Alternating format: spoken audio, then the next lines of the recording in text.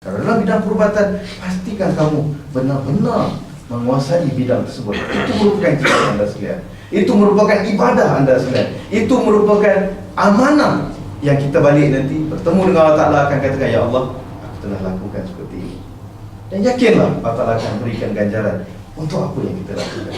Tapi dengan syarat kita tidak lupakan tugas kita sebagai khalifah untuk hidup seperti mana yang Allah SWT kehendaki, dengan mengikuti panduan daripada Al-Quran dan juga daripada As-Sunnah. Dan yang ketiga, poin yang paling penting, lepas dah dengar macam ini, apa seterusnya? Apakah langkah seterusnya? Ustaz bagikan 3 perkara untuk kita fikirkan. Kalau baik, terima boleh difikirkan, lanjut, boleh diperbincangkan. Kalau rasa bawa ringan, tak payahlah. Yang pertamanya iaitu vision. Biar bervisi. Hari pertama menjejak kaki kat sini kena ada vision. Vision bukan vision untuk lulus, bukan untuk bolak-balik sebelum ijazah saja, tetapi vision apakah yang kita nak lakukan untuk umat ini, untuk negara kita, untuk masyarakat kita, untuk Islam.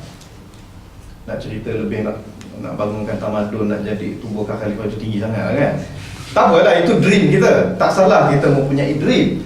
Setiap orang, tak ada orang boleh menghalang kita mempunyai dream. Tetapi jangan jadikan dream itu sebagai realiti kita. Kita terpaksa letakkan realiti. Tugas sebagai doktor Muslim nanti, apakah penghujungnya kita? Mungkin ada di antara anda sekalian yang mempunyai cita-cita jadi menteri kesihatan kan? Ada mungkin yang cita-cita untuk menubuhkan hospital Islam, klinik Islam, atau mungkin ada cita-cita nak menggantikan Dr. Jamila, mesti ya, tapi nak jadikan lebih Islamik. Atau mungkin ada kata, tidak Ustaz, biarlah hidup saya dedikasikan untuk pergi ke Gaza, berkhidmat di hospital saya. Kalau kat TV, BBC, di Al Jazeera sering ditemu sama doktor di hospital Ashifa, hospital utama di Gaza itu, yang bahagian surgery-nya seorang doktor daripada Norway, bukan Islam. Dia sering diinterview. Dia telah berada di Gaza sejak sebelum perang lagi. Duduk, ya Allah, ni tak berhenti dia. Dan bila orang temu ramah, nampak subhanallah, Ustaz menangis. Ustaz kata banyak Gaza ni, Ustaz menangis. Dia bukan apa, menangis malu pada diri sendiri.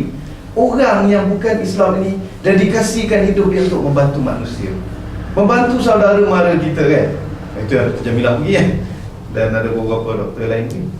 Jadi dia boleh, dia kata okey, sekarang ni katil tak cukup, obat tak cukup. Jadi dia terpaksa kreatif. Bagaimana nak bantu kanak-kanak, wanita, orang tua yang cedera parah diserang oleh Israel. Mungkin di antara yang anda sekarang kata, okey, saya punya cita-cita Ustaz nak bina sebuah hospital di Palestin. Tak kisahlah waktu Palestin dah merdeka ke tidak, tapi ataupun cita-cita saya nak bina satu hospital Islam di Bosnia, sebab Bosnia tak ada hospital Islam. Itu projek akan datang kita. Projek akan datang Bosnia. Ataupun sekarang ni Ustaz ada kawan dia bekerja di Jabatan Perdana Menteri Kosovo. Diajak, nantilah Ustaz pergi dulu nak tengok ruang. Negara-negara Balkan mempunyai sejarah Islam yang panjang, dan kesian sekarang ini mereka jauh daripada hidayah. Albania, Kosovo, Bosnia agak okey sikit. Tapi bagi negara Kosovo, Albania, Makedonia, Islamnya agak jauh. Mereka perlukan suntikan-suntikan hidayah. Tapi caranya kena betul. Terutama dalam suasana lepas September 11 ni, kita kena kreatif dalam menyampaikan hidayah dan sampaikan mercy daripada Allah SWT ini. Lepas tu Ustaz cadangkan, anda sekarang dah dekat dengan negara Balkan. Terlalu hampir, naik kereta pun 2 jam kan? Ya, naik kereta 2 jam. Ya? 12. Oh, 12 jam. Okey, 2 jam. 2 hari ya. Okey, naik kereta 12 jam, pergi Albania 24 jam lah kan? Okey. Kenapa tidak ambil peluang ini? Dan yakinlah, jadikan ini sebagai benchmark ataupun landmark lepasan daripada cek. Orang kata lepasan pada, orang kata lepas pada UK ada, pada Mesir ada, daripada cek, oh dah ni jangan main. Berpengalaman banyak buat kerja humanitarian kat negara Balkan. Berpengalaman banyak dalam deal dengan orang-orang di Balkan, berkhidmat dan membawa dakwah, mission dakwah. Mission dakwah janganlah sebab yang kita nak pikul beliau pergi masjid-masjid kan. Maksudnya Ustaz pernah bincang dengan rakan-rakan, as simple as apa? Buat program sunat kan. Program sunat, betul saya survey berapa harga yang sunat tu kan. Kalau boleh kita cari sponsor dari Malaysia pun, cari kita buat kat situ. Ataupun buat kelas bahasa Inggeris. Ini yang missionary Kristian buat. Anak-anak murid Ustaz di Darul kan, ramai di antara mereka ada yang missionary, jadi yang memang tak misioneri pun, dia orang just buat kerja kemanusiaan, pergi ke negara-negara Afrika dan universiti support. Ustaz tak tahu universiti ni support ke tidak, tapi di UK universiti akan support separuh. Dia pergi ke negara-negara Afrika, negara-negara Arab untuk buat kelas, untuk membimbing anak-anak semua. Ustaz yakin kamu kena mulakan usaha ini. Tunjukkan kepada orang-orang lain walaupun anda sekarang masih baru. Dicek berbanding dengan UK, dengan Mesir, dengan Amerika, Australia, tapi tunjukkan bahawa anda mempunyai satu vision yang lebih luas daripada itu. Anda mempunyai agenda perubahan yang lebih besar. Biar dia menjadi benchmark kepada orang lain. Biar menjadi successful stories kepada orang lain. Untuk apa kita buat? Untuk aku ni hebat, tak bukan?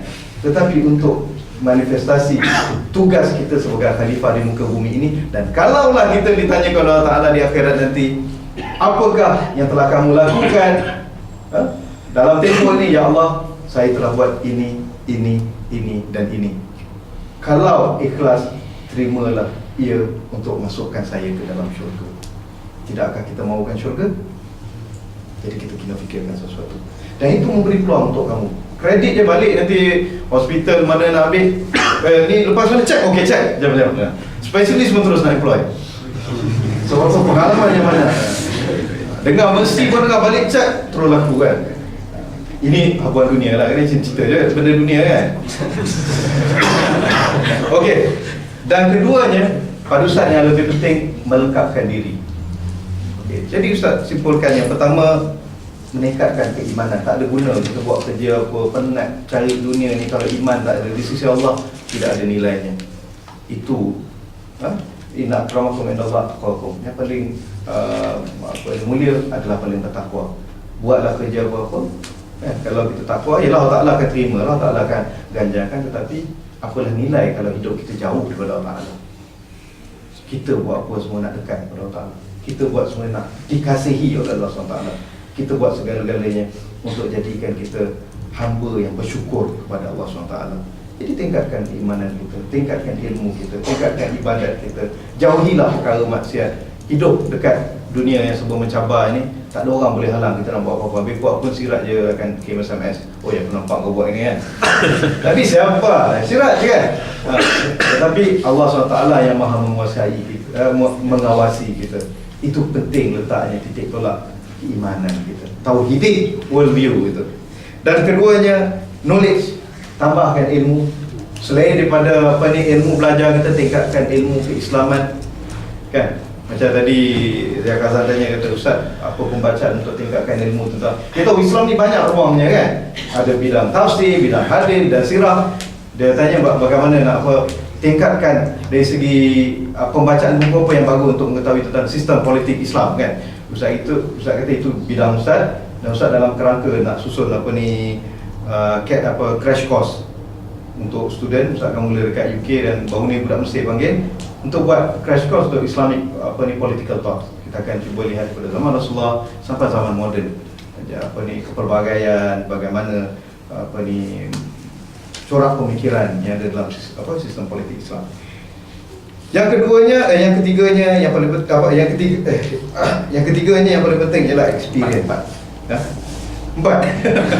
Okey, experience di bumi ini.